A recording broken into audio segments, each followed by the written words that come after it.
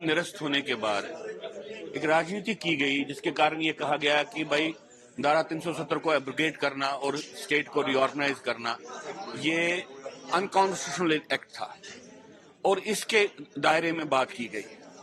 अब जब supreme court ने इस बात को निरस्त कर दिया, अपहोल्ड किया कि धारा 370 जिसको हटाना कॉन्स्टिट्यूशनली वैलिड था और रिऑर्गेनाइज करना भी कॉन्स्टिट्यूशनली वैलिड था, तो ऐसी सारी बातों को अब विराम चलना लगना चाहिए जिनकी आड़ में अभी भी अंदर से मुख्य धारा की राजनीति के क्षेत्र में एक विघटनकारी राजनीति को किया जाता था।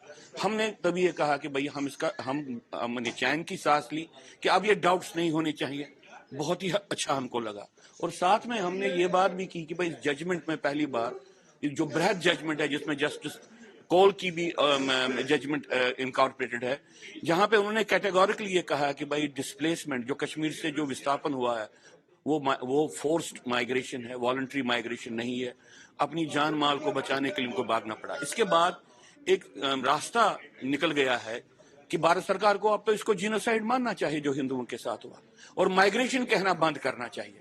और हम तो ये भी कहते हैं, सुप्रीम कोर्ट से कहते हैं कि वो इंटरवीन करके खुद ये स्टैंड ले ले कि हाँ वहां पे रिलीजियस क्लींजिंग हो गई है। सो मोटो वो इसका संज्ञान ले सकते हैं।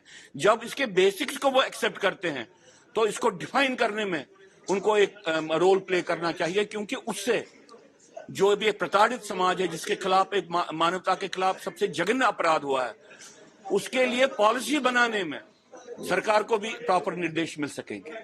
जैसे वो आपने जस्टिस कौल का कहा, उन्होंने ट्रूथ एंड रिकंसिलिएशन का भी जिक्र किया है। उन्होंने truth and reconciliation overall historical context में जो यहाँ पे ट्रबल है उसके बारे में बात की है। तो हमारा जहां तक कश्मीरी हिंदुओं का सवाल है, हम तो कहते हैं कि जहां तक ट्रुथ की बात है, उन्होंने तो खुद ट्रुथ की बात की है कि इनको फोर्सफुली निकाला गया वहां पे। अब रही रिकंसिलिएशन, क्या वो चाहेंगे कि हमारी रिकंसिलिएशन टेररिस्ट के साथ हो? हमारे संदर्भ में ट्रुथ एंड रिकंसिलिएशन का उतना स्कोप नहीं है, क्योंकि हमारे साथ एक जेनोसाइड हुआ है, हम विक्टिम्स हैं, हमने किसी पे हमला नहीं किया है, हमारी किसी के साथ लड़ाई नहीं थी। तो रिकंसिलिएशन तो दो गुटों के बीच में होती है ना जो लड़ाई कर रहे हैं। हमको तो प्रताड़ित किया गया है, निकाला गया है, हमारे लिए प्रोसेस ही अलग होगी।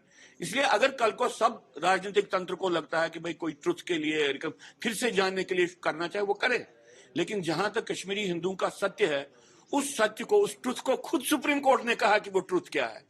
अब उसके बाद उस जो वो बिटर ट्रुथ है उससे कैसे हम निकल पाए, उससे कैसे हम विक्टिम्स को उसके बाहर निकल पाए, वो जिम्मेवारी है। और सुप्रीम कोर्ट को तो सुओ मोटो इंटरवीन करके कहना चाहे कि भाई जिनोसाइड हुआ है, और भारत सरकार को भी मानना चाहे कि जिनोसाइड हुआ है।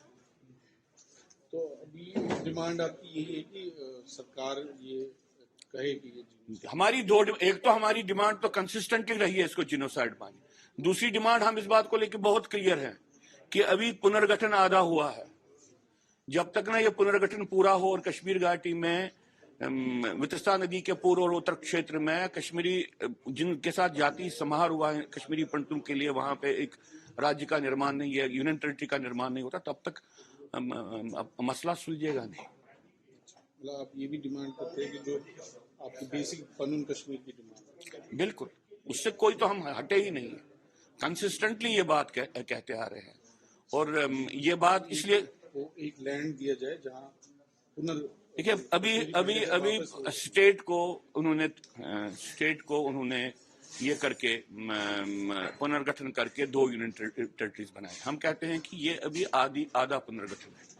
कश्मीर घाटी को मैं एक और यूनियन टेरिटरी का निर्माण करना चाहिए, जम्मू स्टेट को। यहाँ पे तो सब लोगों की डिमांड है जम्मू अलग स्टेट हो, बाकी जो कश्मीर रहता है उसको स्टेट रखें, यूनियन टेरिटरी रखें, वो सरकार तय कि हम इस बात के साथ नहीं है कि जम्मू कश्मीर यूनियन टेरिटरी का रिवर्सल हो जाए इनटू स्टेट। ये रिकमेंडेशन है, लेकिन ये रिकमेंडेशन बाइंडिंग रिकमेंडेशन नहीं है, एक सुझाव है।